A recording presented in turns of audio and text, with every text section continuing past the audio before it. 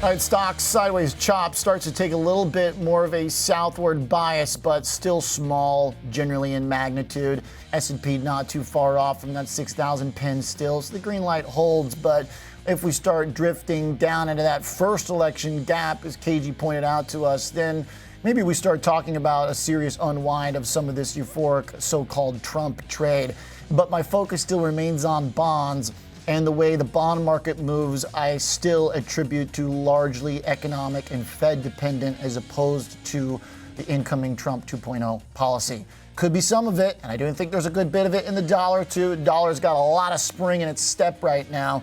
And then crypto still, even though Bitcoin slowing down a little bit, I'm basically watching one thing, which is if it melts up to a higher RSI than earlier in the year, then it's all range free possible for crypto. But everything stays.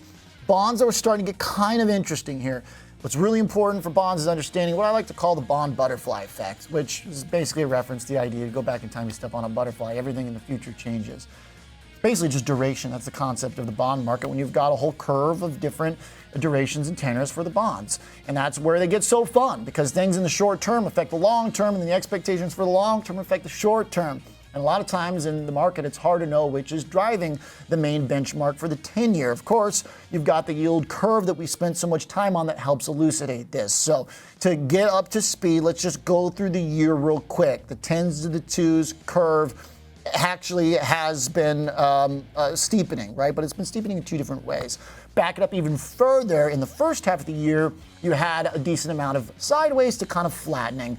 And as the 2-year yield was going up, that was basically a bear flattener, which was growth, but inflation still lingering around. Then as we prepared for the Fed cuts, and there was some concern about the economy, we, of course, from basically June through September, got that epic bull steepener. So the 10-year yield went up, the spread in the blue, and the 2-year yield came down, obviously going into the actual cut. So we had a steepener as that blue line went up, and that was the bull steepener. Then when the Fed actually cut, we started to get the bear steepener. So even though that blue line has continued going up and to the right since June, the 2-year yield tells you which type we had. So as the 2-year yields come up now, we've had this bear steepener because the 10-years are moving a lot higher as well.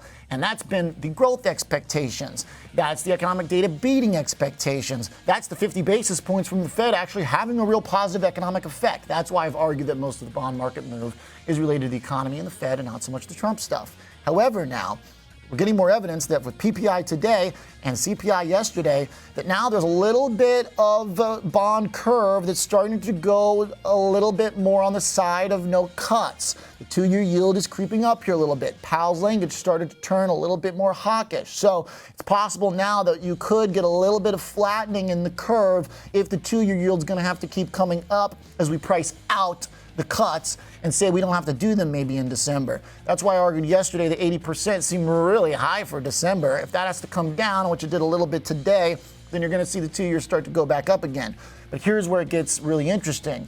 I've had the red light on bonds in expectation of the bear steepener since the cuts. I put that red light on the day the Fed cut. If then we start removing the December odds for a cut, that butterfly effect kind of comes back around, which suggests maybe the long end of the bond market won't sell off with such intensity. And that's why I really want to see if 10 years can punch through that 4.45 to the upside, because we're getting a little bit of pushback from it today. The dollar suggests that the 10-year yield will keep going to the upside, but I'm starting to watch for possible slowness in the ascent of the 10-year if the rise in the 2s starts to pinch the curve a little bit, if we're not going to be able to cut anymore. So that's where the red light stays for bonds, but let's be aware there could be a little bit of shift in the shape of the curve and the reasoning for why. Have a great night.